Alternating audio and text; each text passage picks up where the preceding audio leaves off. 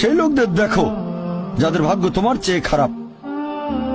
সেই সব লোককে দেখো না যারা তোমার চেয়ে বেশি ভাগ্যবান। তা না হলে তোমরা আল্লাহ তাআলাকে স্মরণ করায় অবহেলা করতে পারো, তা না হলে প্রতিপালকের প্রতি অকৃতজ্ঞ হয়ে যেতে পারো। তাহলে নবী বলেছেন তাদেরকে দেখো যাদের ভাগ্য খারাপ। তখন আপনি বলছেন আচ্ছা এই লোকটার তো কোনো গাড়ি নেই, আমার একটা মারুতি অন্তত আছে। তাকে দেখবেন না যারা সে মার্সিডিজ। ও আমার মার্সিডিজ নেই কেন? ওই লোকের গাড়ি নেই, আমার তো একটা আছে। আপনি আল্লাহকে ধন্যবাদ জানাবেন।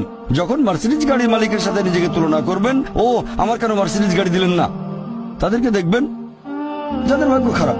তাহলে আপনি আল্লাহ সুবহানাহু ওয়া তাআলাকে স্মরণ করছেন। আর এটাই বৈশিষ্ট্য মানুষের। এরকম একটা গল্প যে এক লোকের মনে অনেক দুঃখ, কারণ তার কোনো জুতো নেই। তারপরে সে একটা লোককে দেখলো যার একটা পাই নেই। লোকটা অভিযোগ করতো আল্লাহর কাছে যে জুতো নেই, আল্লাহর কাছে অভিযোগ করতো আমার কোনো জুতো নেই। তারপর সেই লোকটাকে দেখলো যার একটা পা নেই। তখন সে আল্লাহকে ধন্যবাদ জানালো।